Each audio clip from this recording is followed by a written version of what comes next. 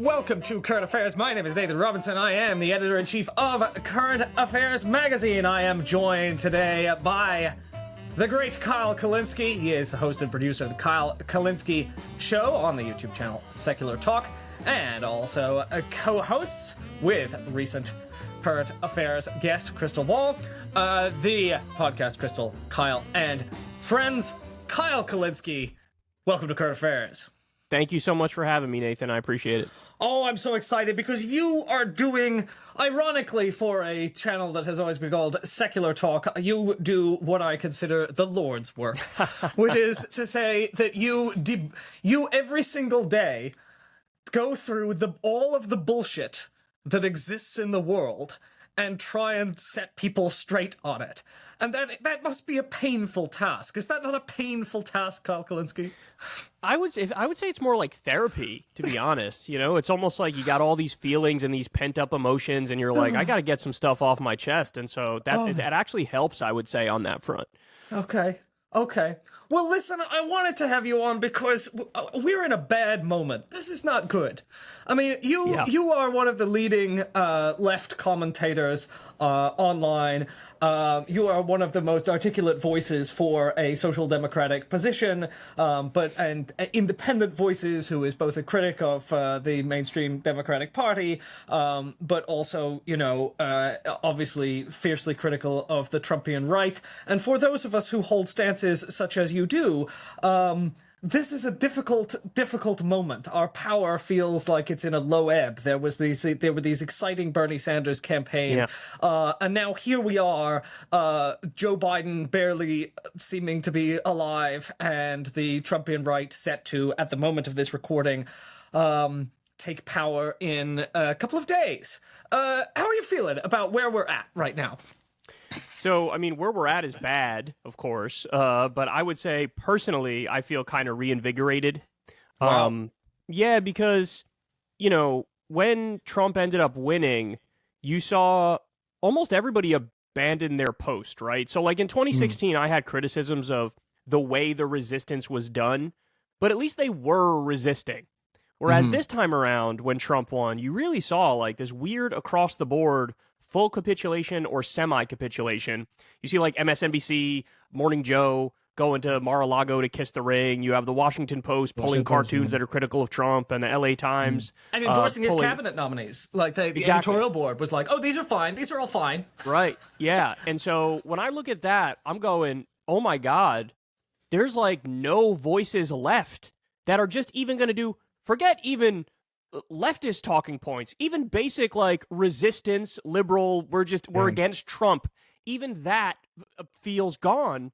But I think that I sense that there's this massive, swell in the population. I mean, at least 50% of this country, probably more, has no interest in what Trump is selling. And, like, somebody needs to be a voice for those people. And so I feel kind of reinvigorated in the sense that I'm like, okay, everybody's just moving out of the lane and clearing a lane for people like you and people like me and people like my wife and others to sort of lead the way on this. So it's almost like there's a weird opportunity in the darkness to try to set the record straight and make the agenda clear. Yeah, it's a very strange moment because on the one hand, as you say, I mean, Current Affairs has seen it like a massive influx in subscriptions since the election.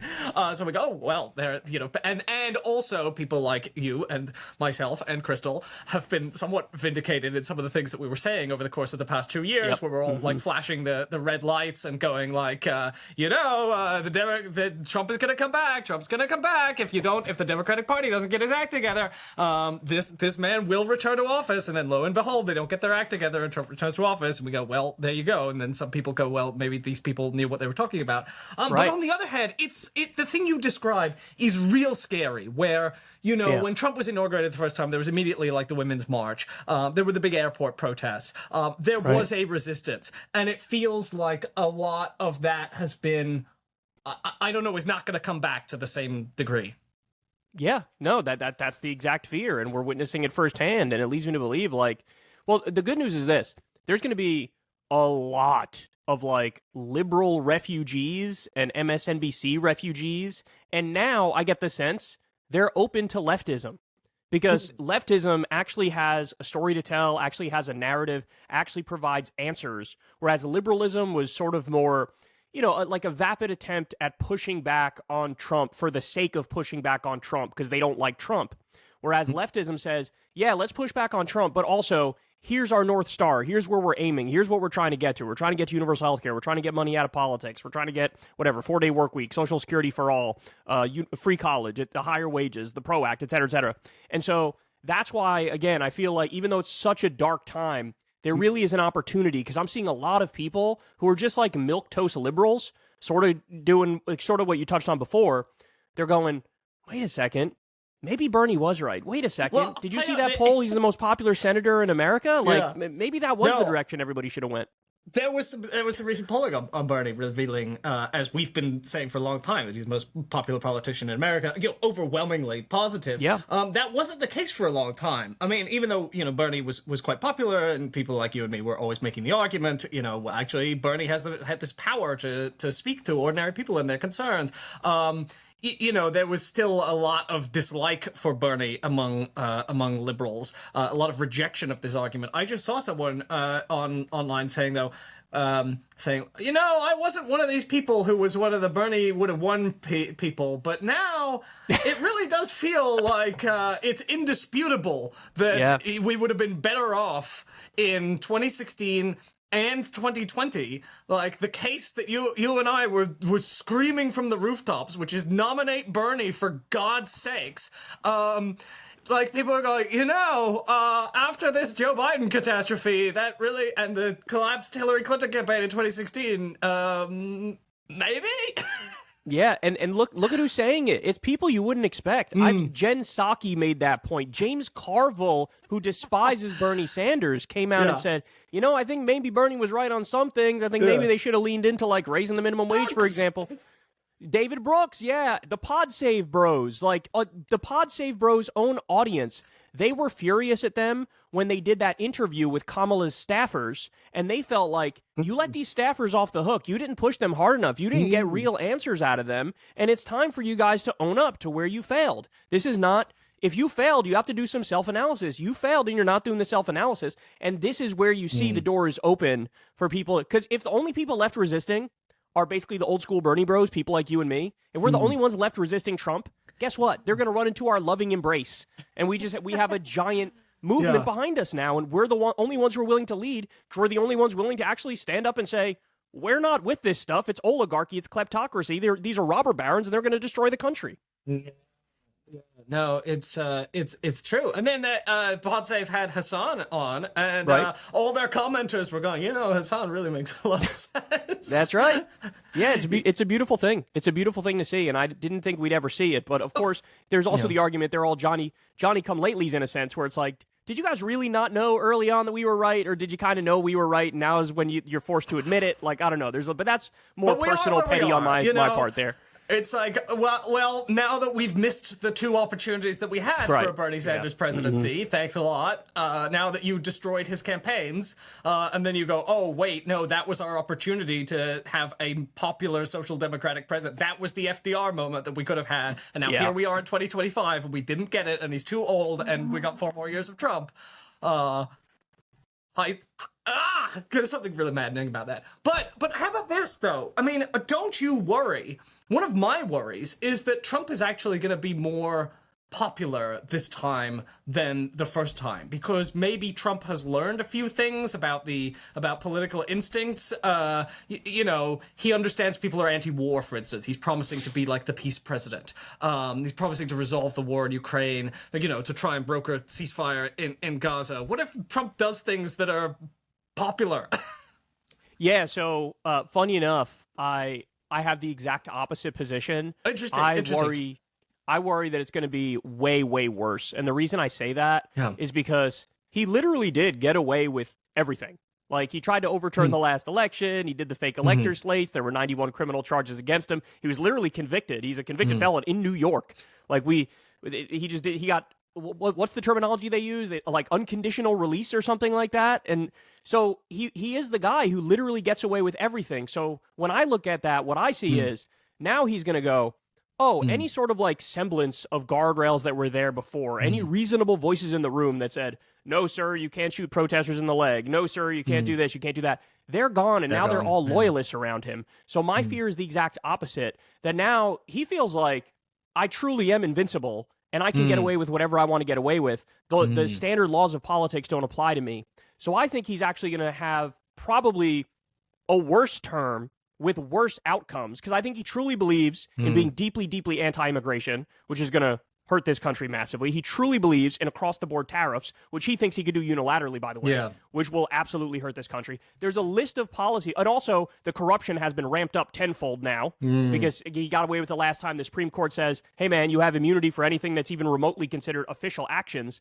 And so I think what's going to happen is, very, very quickly, he's going to steer this into a ditch with the help of the robber barons around him like Elon Musk. And then, and that's where people like us come in, because we need to provide the guidance to make sure that when we get to that point, people don't just go, oh, any Democrat with a pulse.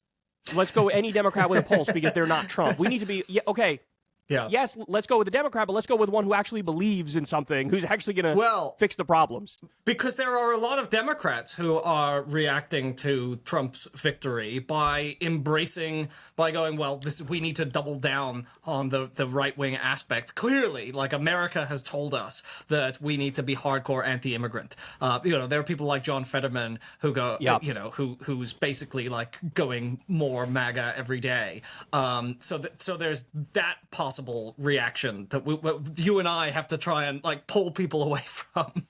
Yeah, and you know what? To your point, I see a lot of that, but it's only among elected Democrats. Isn't that interesting? It's like they are the ones who have cucked themselves repeatedly. They are the ones who feel like, just like we had a Reagan era, just like we had an FDR era where that politics was the consensus, they feel like Trump had won 48 out of 50 states. They feel like it is definitely the Trump era, even though he won by 1.4 percentage points, and this isn't nearly as big of a mandate as everybody is pretending it is.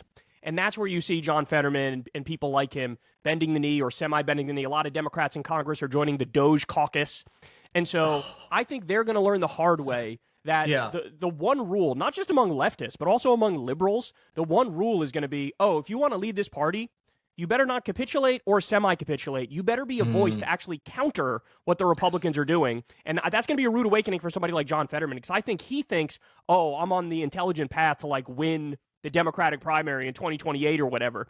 And that it is not going to be the case. He would finish very, very low because people do not like playing footsies with these fascists. I think one of the points you make is so important, which is that because Trumpian populism is a fraud, that fraud can only be maintained for so long before it falls to pieces, right? Because someone like Trump campaigns as a peace president, but he's not he's not a principled anti-war person. He campaigns as a champion of working people, but then he's stuffing his cabinet with billionaires who don't want to raise the minimum wage, don't want to do anything that's actually going to help people. And as Joe Biden discovered, like, if people don't feel any real change in their life, they are going to notice that. You can't gaslight them forever by saying, like, no, actually, you're better off. Like, they're going to look around, and they're going to see that there are still homeless people everywhere in this country. They're going to see that their home insurance is going up and up, and they're going to see all these things. They're going to see the proliferation of scams as, they're going to get taken advantage of by scams as the deregulation sets in and the crypto industry goes crazy. They're going to lose money. Their life is not going to get better. And then, Trump is going to be telling them, I brought in this golden age, I fixed your problems, and they're going to know it's not true. So he can't really be popular while being the person he is. We saw this happen already with what people were hoping was, myself included, a ceasefire deal in Gaza that was reached. The stories came out that Trump sent an envoy there, and they were playing tough with Netanyahu, and they said, you need to sign this deal, and you have no choice, And so it looked for a second like, okay, it looks like we're going to get a ceasefire deal. Let's look at the terms of the agreement. And then facts come out immediately after, literally a day later, where we learn that Trump gave Netanyahu a, quote, goodie bag in return for it. Namely, he can annex parts of the West Bank, if not the entire West Bank. The Israelis can go right back to killing Palestinians after phase one of the deal, right after they get right after they get the hostages out. And so you look at that, and to your point, like, yes, day one, people go, yay, it looks like maybe we got some peace agreement. By day two, everything already fell apart. And then my guess is, as the days go by here, we're going to learn it's actually worse than even what we thought it was going to be after learning it wasn't what we originally thought it was. And so, yeah, you're right. You can only pull the wool over people's eyes for so long. I will say about Trump, though, and he's remarkably unique in this instance, he is the ultimate postmodernist president where he really does just make up his own reality and run with it. And he will repeat things so often that as much as any human being can possibly convince you not to believe your eyes, he can do it. But it's still, you still run into the brick wall of reality at some point, but he can make people hold on to the illusion longer than almost anybody I've ever seen. And that's really a remarkable ability. I mean, he really is like maybe the best salesman and con artist of all time. The way he makes people believe things, even though it's like objectively false, not true, etc., it's really astonishing. But my prediction here is I think there will come a time in this term where his approval rating will either equal or go lower than what it was on January 7th, right after the violence on January 6th, which was, I want to say it was like 30% or 33% thereabouts. He will get down that low again because, again, you can only fake it for so long. And I don't know what you think about this, but I think we're in maybe a record-breaking bubble, the likes of which we've never seen, equivalent only to the 1929 bubble before we got the Great Depression. And so I fear what happens in that moment. And remember, everybody in there now, what are they going to say? They're going to say, we need to do austerity. That's how we need to fix this. And that's only going to exacerbate it. That's only going to make it worse. And that's only going to make people hate Trump and his robber baron buddies more. Well, you and I were kind of came into our political consciousness during the Bush era. And that was a case, too, where, you know, people might have thought after the 2004 election that Bush, you know, had been, you know, had some kind of mandate that, you know, the country had rejected the, but then the second term Bush, you know, the chickens came home to roost. The policies, like, you know, the country collapsed. Right. You know, and Iraq continued to, like, because these people don't know what they're doing. And because everything that they advocate is, you know, a lie, because all of their, you know, the guy you want to have a beer with, he's on your side stuff is a fraud. Like, eventually the fraud will be exposed and it will be a catastrophe. and that, to your point, that's the comparison I make all the time, which very few other people make, which is Trump is another term of George W. Bush. What is he leaning into the most? He wants to do more tax cuts for the wealthy, more deregulation. Scott Bessent, who's supposed to be his Treasury Secretary, Bernie just grilled him in this committee hearing, and he asked him, hey, would you support raising the minimum wage? And he goes, no. No. From 725, by the way. 725. You can't live on that. Not remotely. And so this is what they're going to do. They're going to cut more taxes for the rich. They're going to deregulate. They're going to let the robber barons loot the treasury. On top of that, even though he campaigned in some respects as, oh, I'm more anti-war than Kamala Harris is, the fact of the matter, we already have detailed reporting about how they're discussing just how much we should invade Mexico. They're discussing just how much we should get into a war with Iran. Of course, Trump is out there now throwing his weight around and going back to old school rank imperialism and saying, we want Greenland, we want the Panama Canal, we want to make Canada the 51st state, right? And the thing is, people go, oh, you know, he's trolling or whatever.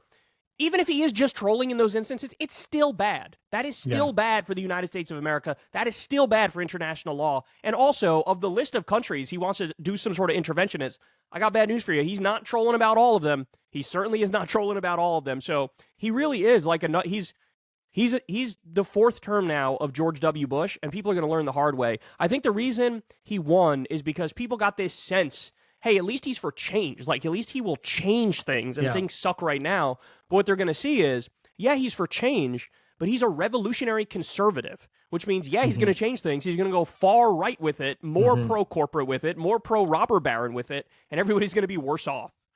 Well, we talked about some of the consequences, and also another thing we haven't mentioned yet is that, like, climate change is real. And these disasters are going to escalate over time. Like, we are at the beginning of seeing the terrible consequences that are going to fall upon people as the climate crisis unfolds.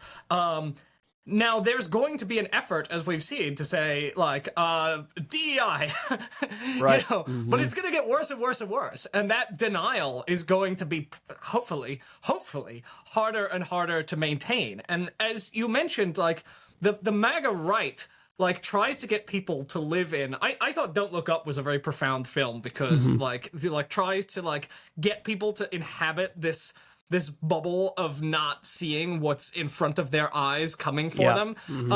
But the other profound insight of that film is that once you get people into that bubble, it is hard to break people out of that. Like, it is very compelling when Trump creates this alternate reality for people, and there isn't anyone, like, helping them think critically about it. And that's why I wanted to think with you about, like, what do we do as the catastrophes unfold, but Trump is trying to sell people on inhabiting this world in which none of the things that are happening are happening.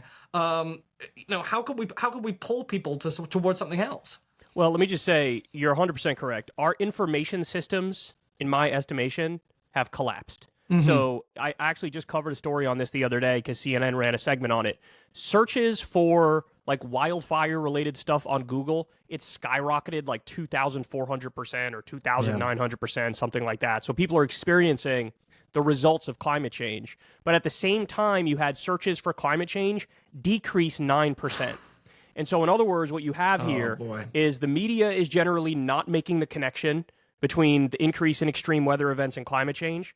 The Democratic politicians are not making that connection either. And then you have the Republican politicians, and obviously they're just, basically a wing of big oil in the fossil fuel industry, and they're relentless with their propaganda. Jordan Peterson seemingly on a weekly basis is out there denying that climate change is even real. Now Joe Rogan is out there denying climate change is even real. So our information systems really have collapsed. And to answer your question, the best thing we could do to fight back against that is it's the power of repetition, right? So you need a lot of people saying the same things over and over and over and over to the point where it becomes the duh position. And this is something that you saw from Trump. He was the master at this. I mean, when he was running against Hillary, crooked Hillary Clinton, to the point where you bring up Hillary to anybody, even somebody who's relatively apolitical and doesn't follow politics, and they'll be like, yeah, crooked Hillary. Because the branding stuck in their brain. So to answer your question, we need to come up with ways of getting this information across in a quick, soundbitey, witty way where it sticks with everybody, where it becomes the duh position. One of the things I was talking to Krystal about last night, and I don't know, this hit me out of the blue, and I was like, this actually is perfect. I don't know, I can't believe nobody's ever thought of this before, and I can't believe it took me this long to think of it. But I was using the Grok AI thing, and I was like, make me a billboard that says, MAGA, make America gilded again. And I got some good ones when I did that. I'm like, make America gilded again. We got to hammer them over the head with this. This is perfect. This is exactly they are snuggling up to the robber barons. They're going to do robber baron policies. Make America gilded again. Let's run with like that. Bezos, Musk, Zuckerberg. They all set aside their differences. Yes. So let's make them own it. Make that stick to them to the point where everybody, even apolitical people, if you say MAGA, they first think of not make America great again. They go, oh yeah, make America gilded again because we see what he's doing with the country. And so we need to find a way. People like us, especially because we're in the news business and we're in the commentary business, it really is on people like us to help steer the ship and even give Democratic politicians need to learn from us to get our talking points. You saw this the other day with Pete Hegseth. They grilled him. But at the same time, the stuff they were focusing on was not the stuff I would have advised them to focus on, or you would have advised them to focus on. They were talking about all of his affairs and the fact that he's an alcoholic, which, like, okay, fair enough. You could ask some questions on that. But this is a guy who said he wants to preemptively bomb North Korea. This is a guy who says we should attack Iran. This is a guy who said kill all Muslims in a bar where multiple people witnessed it. This is a guy, I mean, like, the number of things policy-wise, he's the reason why we got warmonger, war criminals pardoned from Blackwater. These are the things you hit him over. These are the things you hit him over, but the Democrats didn't. So there's a lack of leadership. There's a lack of direction. There's a lack of people who know what they're doing on the messaging front. And that's where it's on people like us, unfortunately, to get out there and sort of lead the way on this. No, I share your frustration about that because it's all, the usual discussions of character. Like, if you're a neoconservative, but you're, personally repulsive, then we don't want you. But if if you're respectable and you're not an alcoholic, then you can bomb whoever you like. I just meant to say, because I was laughing back there that I hadn't heard your Trump impression before. It's quite good. Oh, I do the Trump one all the time. I have had to get pretty good at it. God. Yeah, I didn't realize you had that in your. I need to watch watch more clearly. It comes out a lot. So yes, as you say, like one of the people who was great at this is Bernie Sanders, right? Yeah. Bernie is the most on-message politician in American history, and he's a broken record. Everyone in this country can say what Bernie believes in, and everyone can say millionaires and billionaires, right? Everyone can do that because he hits it. And so, as you say, we need to brand. Trump is so good at branding, and we need to brand the Trump administration a plutocracy and get people to understand they are being ruled by billionaires who don't give a shit about them. That's right. I mean, think about this. I'm sure you remember the right would constantly bring up Hunter Biden and the Burisma scandal, and he took $300,000 or $400,000, and he was sitting on this Ukrainian energy board, and there wasn't a single person on the right who didn't know the word Burisma. They all knew it, right? Because this is the brilliance of the right-wing media ecosystem of Fox News, of the Daily Wire. They all got on the same page and they all hammer away. Now, at the same time, think about how many Democrats know the specifics of Trump's corruption. So, for example, he took tens of millions of dollars, maybe even hundreds, we don't know the exact number, from Saudi Arabia for these professional live golf events at his golf courses. He took $100 million from Miriam Adelson, $200 million from Sheldon Adelson when you include the last term, and in return for that, he's going to let Israel annex the West Bank, and he gave them the Golan Heights. This is a guy who didn't divest from his businesses his first time in office, even though he said he would do it. He made $160 million from foreign countries while he was a sitting president. He's hawking things like NFTs. He has a crypto exchange and trading cards. He was selling watches for $100,000, which a lot of experts pointed at that and said, this is literally like a money laundering thing to have foreign billionaires send him money. Jared Kushner took $2 billion from Saudi Arabia, and in return for that, fed them classified information on top of making it so that the U.S. looked the other way while Saudi Arabia did a genocide in Yemen with our money. And by the way, Donald Trump vetoed a bill to stop us sending them weapons. So there's all these things that I'm talking about. He's got a $500 million project with the government of Oman as he's about to be a sitting president. So think about that. The number of people on the right who could say, Burisma, Burisma, Burisma, here's the corruption scandal on the Democratic side. And then the number of people on the left, nobody could tell you the facts I just told you. Everybody should know these things. And in an information environment that was intact, everybody would know these things. So again, it's my job and it's your job and it's many others to hammer away on these things to make them realize, hold on now, there's a lot of dirt here. This is really ugly. And you're about to see in the second term, it's going to be really dark. Well, the corporations all just have to pay him $1 million bribe into his inaugural fund, right? Here's your pay tribute to the emperor, and then he will shower you with favors once he's in office. You know, I think a lot, and I know you do, about why do people become right wing? Why do they drift to the right? Because even cases like, you mentioned Joe Rogan there, and I know you have been on his program and had some things to say about him recently. I think he's a fascinating case study. I think Elon Musk is actually an interesting case study of someone who was not right-wing. Like, he was nerdy and he was annoying, but he became like a hardcore, like, basically a Nazi sympathizer, if you believe his comments about the AfD in Germany. And Rogan is someone, I know you've been incredibly frustrated because you went on his program, and Bernie went on his program, and he seems like, he seems open-minded. He portrays himself as really open-minded. But like, this guy just drifts like this. It's like you constantly have to be pulling him back from just drifting into right-wing politics. And it happens to, I don't think, I mean, maybe Joe Rogan is malicious, but I assume people aren't malicious. I really do think that propaganda is very powerful and that a lot of people are captivated by it. And Elon Musk, like, we watched this drift in real time. How does that happen? Okay, so that's a great question, and you're literally getting to like the heart of why we are where we are right now. So there's a couple answers. For somebody like Rogan, I do think, and there are many others who fall into this category as well, I do think their personal environment really can shape them over time. So for Rogan, he's surrounded 24/7 by edgy comedians who are right-leaning, who they solely exist to try to trigger the libs and pretend like that's comedy, right? So mostly you got men. that friend group. What's that?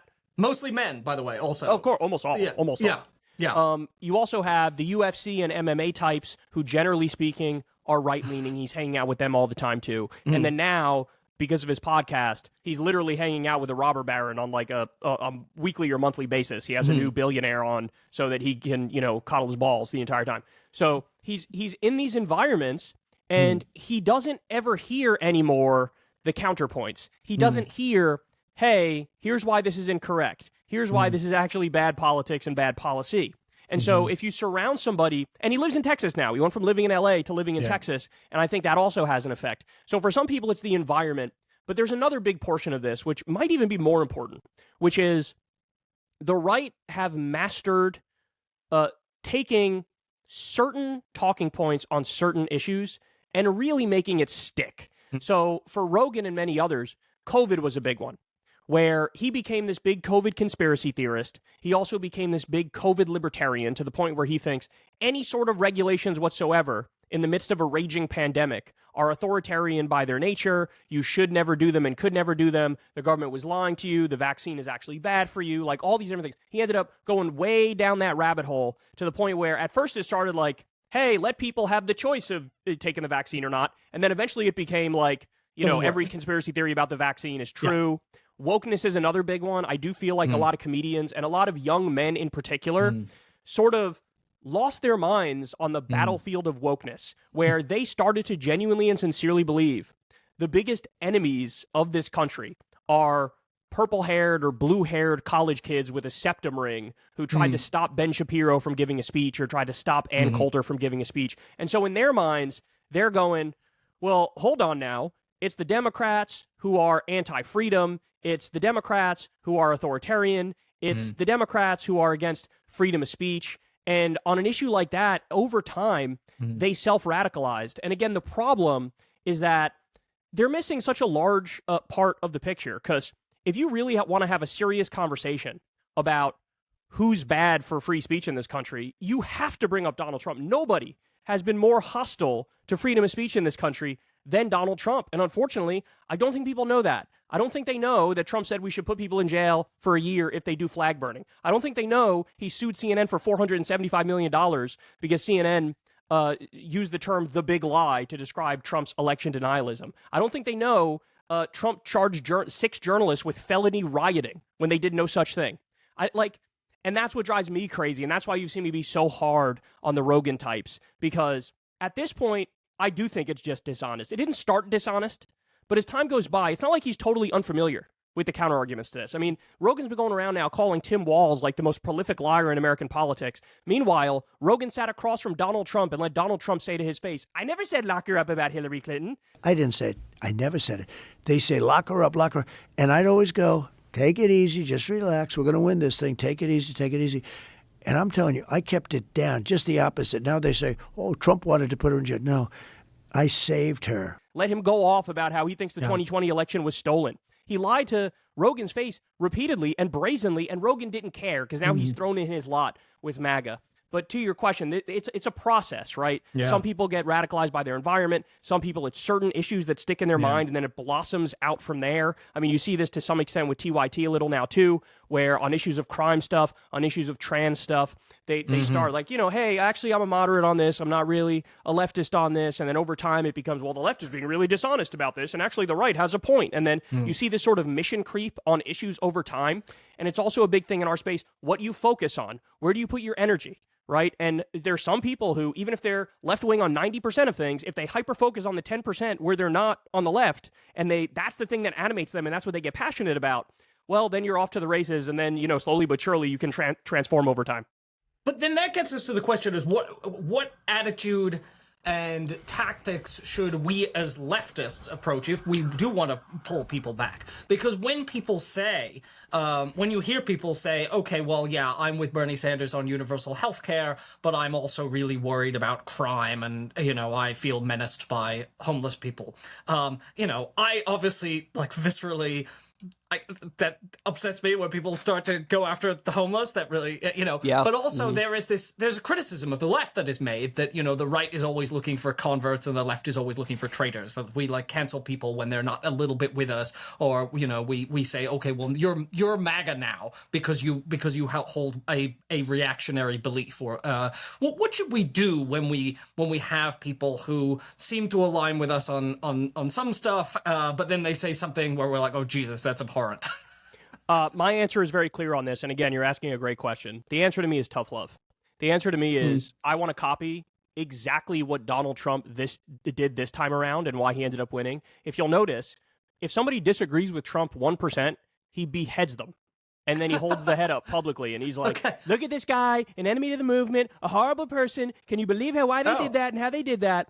And that's why I've been so aggressive since the Trump election victory, is the lesson that I've taken away from it is, and through personal experience, I know this too, the being really kind and empathetic and holding people's hands and walking them through it. That's what I did with Rogan, with like 5 different appearances on his show, and I thought I was making progress.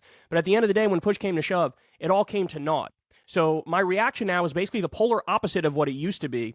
I no longer agree with the, let me hold your hand slowly, let me walk you through it, let me be very empathetic. I now am more on the team of, look, we just got to tell the truth and let the chips fall where they may. We just got to be aggressive and letting people know this is the reality. You made a great point. If somebody's like, oh, I love universal health care, but also fuck homeless people or whatever, you need to confront them and be like, which thing matters to you more? Should every American have universal health care, or do you want to round up all the homeless people and put them in a concentration camp? Which thing do you prioritize? Because that should inform how you act in this world, how you act politically, how you vote, etc. And so I'm done holding hands. Now I'm in my era of, I'm going to tell you the truth, and we're going to let the chips fall where they may. And if you agree, great. If you don't, fuck off. Because this is what I saw Trump do, and this is how Trump won. Yes. But what about engagement, though? I mean, look, if so... I got mixed feelings about this, because on the one hand, I'm like a very abrasive writer, but I also try and be like an empathetic writer, where I'm like, okay, and I think I adopt a different attitude towards public figures than I do towards like ordinary people, where like ordinary people, I'm like, look, there's tons of propaganda out there, like I hold your hand because I know that peeling yourself from a collapsed informational system is a difficult task, and I don't want you to think I'm just being an asshole towards you. Like, I care about you, I like you. Whereas with public figures, like, people like the richest man on earth, right? I'm pretty scathing. I try and engage, though. I mean, there's an unanswered question in there, which is, do you engage with people? I mean, do you think people should try and go on Joe Rogan's show and, like, yes, aggressively, but go like, look, Joe, you are a fool. You have been taken in by bullshit. Yeah, no, so I agree. I think you should. I'm more of a fan of debate now than I am with just discussions and conversations. But you made a great point about private-public dichotomy here. Yes, I want to be clear. In my private life, if I know people who are right-leaning, I'm not badgering them every time I see them and yelling at them and shaming them, etc., right? Usually if I have some sort of personal relationship with somebody, as a general rule, the politics take a complete backseat, and we may not even talk about politics at all in that respect. So how I act privately is quite different from how I act publicly. But on the public front, yes, I have to admit, I am now of the mindset, be a fucking asshole. Because being an asshole... It's not a detriment. Yeah. Look, Trump is the biggest asshole in fucking politics, and he won 2 out of 3 times, almost 3 out of 3 times. I think that the thing about being an asshole, it comes with a certain sort of swagger, a certain sort of confidence, a certain self-assuredness, where it actually, in our monkey brain, it makes people go, damn, he must kind of know what he's talking about, because he's really sure of himself with how he's saying these things. And I really think there's something to that. Knowledge.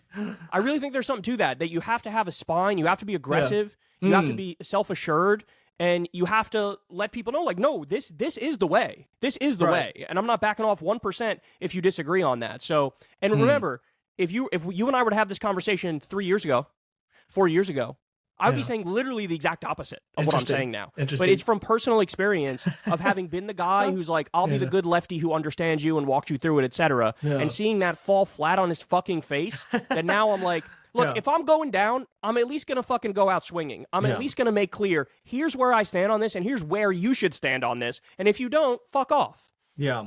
Well, and Bernie's not exactly like, you know, a cuddly man, right? He has this kind of confidence and swagger and certainty and this, you know, willingness to be aggressive. I try and couple it with, I think that, you know, it's important to couple it with a demonstration of the fact that we are self-critical and skeptical people still, right? So if you're going to have that kind of confidence on our side, what you want to say is, yeah, I have that confidence, but I will show you that I've earned my confidence through the facts, right? I'm not just arrogant. I'm not arrogant in the way that Elon Musk is arrogant. I'm arrogant, and I bring receipts, and I can back it up, and I bring sources. And if you want to challenge me, right? And show me that I don't deserve the confidence that I have in my position. And that's what I like about what you do, is you're thorough, right? You're not just arrogant, right? Because arrogance implies your confidence outpaces your actual depth of knowledge. You want those two things to match each other. Yeah, to your point, nobody would watch me if I was just a blowhard. And you made a great point with Elon Musk. Yeah, he's a classic example of, like, he's just a BS artist, right? He's a BS artist, and he tries to override the fact that he doesn't know what he's talking about 85% of the time by just being aggressive, but people can see through that. And the point I'm making is don't be like aggressive with no with no core, but you have to, you know, if you know what you're talking about, if you have the evidence, then lean in. You can lean in. It's okay. It's okay to be a little unhinged from time to time. This is another thing that people, for some reason, people haven't picked up on this about the Trump era, but it's time to start having the conversation. Is controversy just good for a politician? It used to be controversy equals bad, and then I think we entered a period where it was like controversy is just this sort of neutral thing. It's not good or bad. Now I think we may have entered the era, and whether it's good or bad is irrelevant. That's a separate conversation. But I think we've entered the era where controversy is good, because the more people talk about you, the more your name gets out there. For every one person you got yelling at you over something, you have one or two people who are defending you over that thing. Yeah. And Trump knows this. This stuck with me. He said this when Doug Burgum endorsed him after Doug Burgum dropped out of the race. I know, hilarious that Doug Burgum ran for president, but he dropped out of the race and endorsed Trump. Burgumania. And Trump said about Doug Burgum, he's a great guy, he's a great politician, but you know what his problem is? He's a little too clean. He doesn't have any controversy. And I remember watching that going, oh my God, Trump knows what he's doing. Because my thought up to that point was, oh no, this is really him. Like, he says what he thinks and it riles people up. But no, sometimes I think he says a thing just to get the reaction, knowing that now the whole conversation is about Trump all day, every day. Yeah. And that ended up working and helping him. And we have Democratic politicians who are scared of controversy, who are scared of debate, who are scared of fighting and having the cameras on them for anything negative. And they need to learn, no, this is a good thing. This is why I've been saying, I'm curious what you think about this, Nathan, but I've been saying, I would love it if Jon Stewart ran in 2028, because he strikes that right balance. He's a controversial, charismatic celebrity, and he knows how to push buttons. He knows how to get a reaction, and then he also has a record of doing genuinely good things. Like, this is a guy who got the helped get the PACT Act through, helped get the 9/11 first responders health care. When all the Republicans voted against the PACT Act, he literally went out there and named them and shamed them, and then they had a vote on it the next day, and every one of them buckled because they didn't like the pressure they were getting because of what he was saying. And so this is what we need on the Democratic side, and I feel like the Democratic bench, they're old school politicians. They're all very prim and proper and buttoned down, and they feel like there's a rule book that they need to follow. And it's like, the rule book is gone, man. We're in the Trump era. Well, okay. But don't you feel like there are some, like, you know, for example, Jamal Bowman said what he thought, and then they came after him and destroyed him. AOC has been more careful about what she does, and she is still in office and probably going to ascend within the party. You know, are there not lessons there about you have to be careful because power will come and destroy you if you're controversial? Well, you absolutely don't get me wrong. You have to pick and choose your battles. Like, you have to use human judgment. I'm not saying just like throw a bunch of mud against the wall and hope something sticks. On the Jamal Bowman point, yeah, it backfired because AIPAC came in and flooded the zone with money and destroyed him, right? AOC is definitely more cautious. But if you pick and choose your battles, yes, there are certain times you should lean in. There are certain times you should go for the controversy. There are certain times you should say the thing that's going to get you the heat.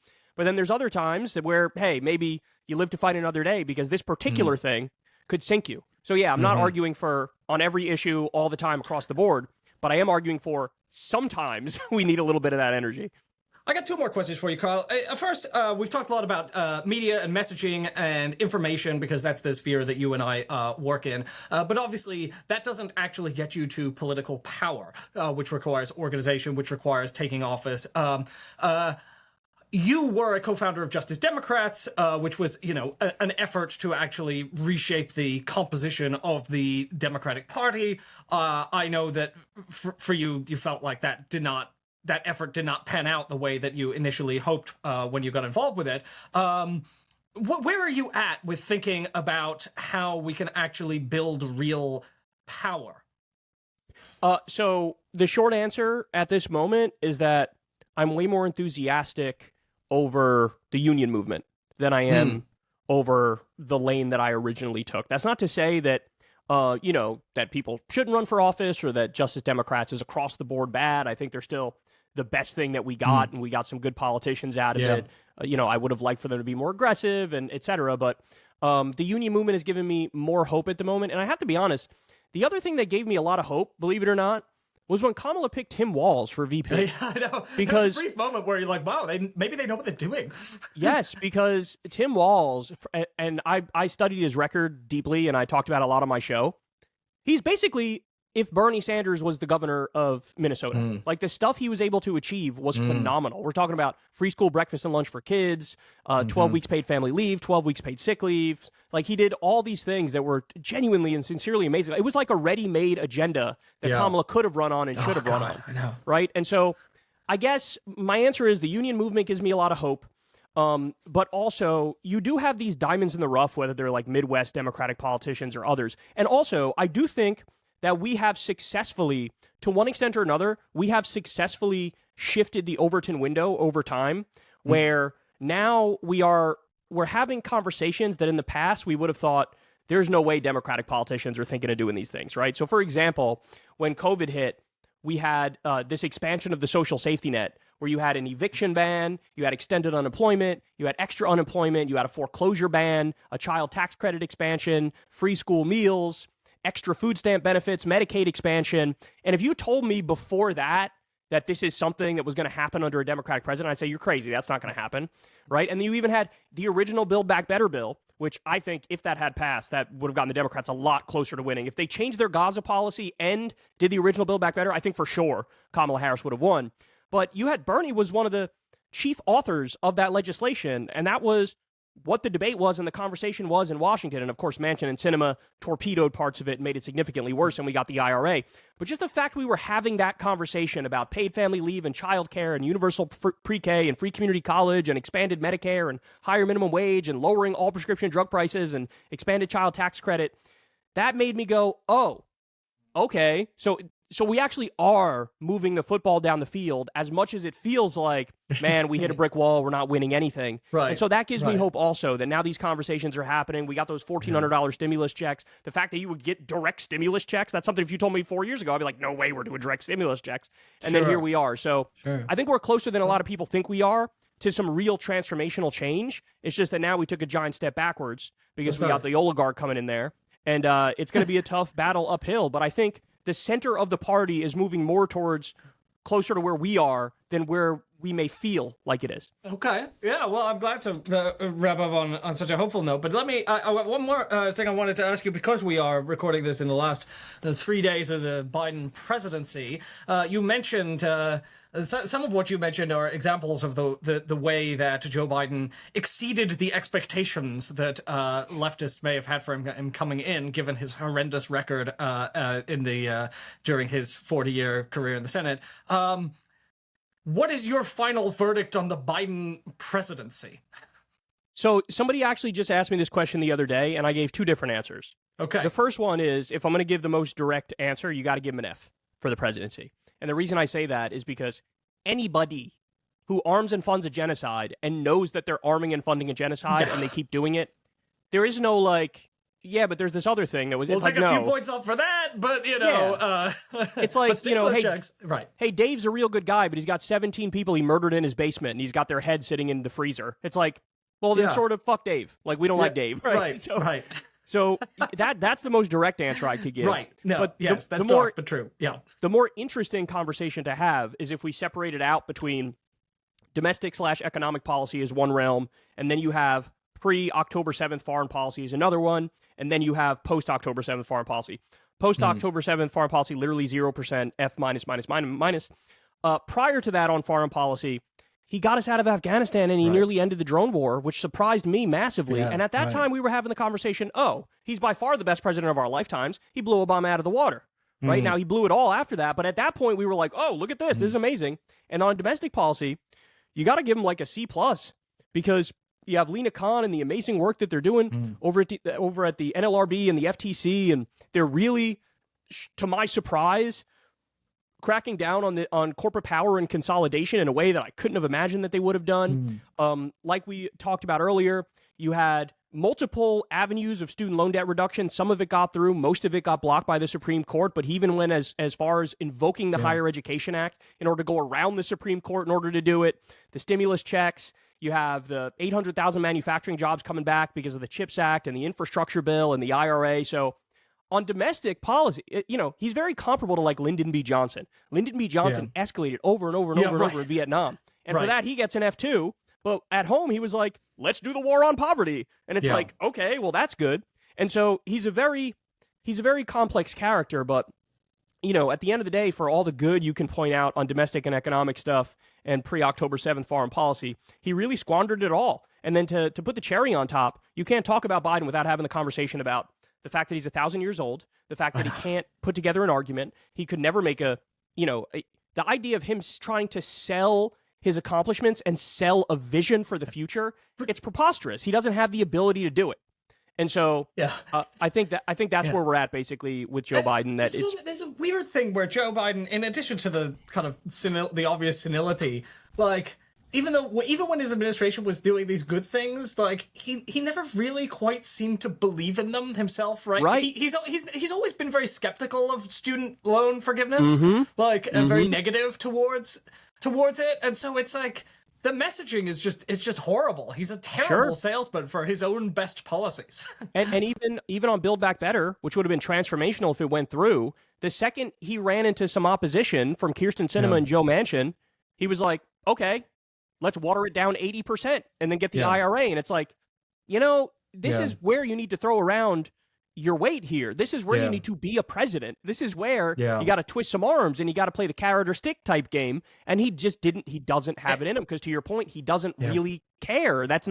He doesn't fancy himself like truly in the mold of FDR, I don't think. You know, he's been poisoned by the Bill Clinton era as well and neoliberalism. And so he kind of tried to split the difference between neoliberalism and social democracy. And the results were the best we've seen on the economic front. But that's cold comfort. That's like saying you're the tallest kid in kindergarten at this point.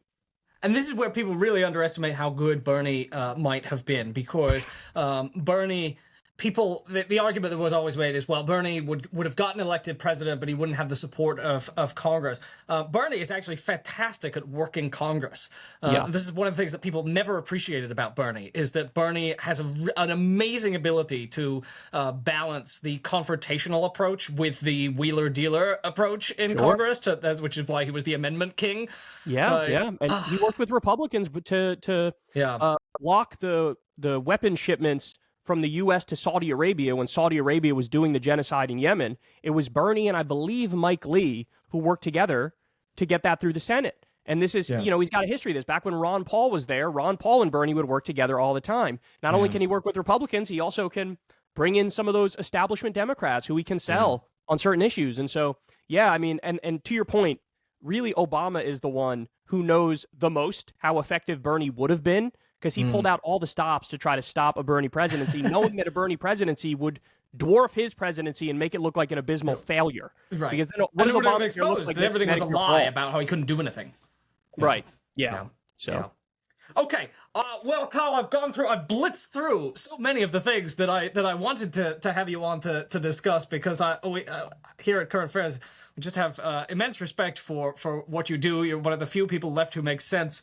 And so, as you say, that's both a tragedy, because we don't want you to be the only person who makes sense, but also an opportunity, because it means, as you say, in a world just so full of bullshit, those of us who specialize in pulling people out of the rabbit holes towards dark and terrible and wrong beliefs really have our work cut out for us over the next 4 years. So thank you so much for joining us on Current Affairs, Kyle Kulinski. Well, thank you for having me. I appreciate it. And I don't know if you noticed, Nathan, but when you're watching my show, when I'm in the studio that has the blue lights behind me, if you look to my right, your left, if you're looking at the screen, you could see there's a Current Affairs magazine that's in the corner that people can see. There you go. There you go. It's not here. It's at the other studio, but you get the point. Too. So tell our listeners, you too could look like Kyle Kulinski. Shout out to Current Affairs. Everybody go sign up for Current Affairs. Great magazine. Thank you, Nathan. I appreciate it. All right. Thank you so much, Kyle. All right. You got it. Bye.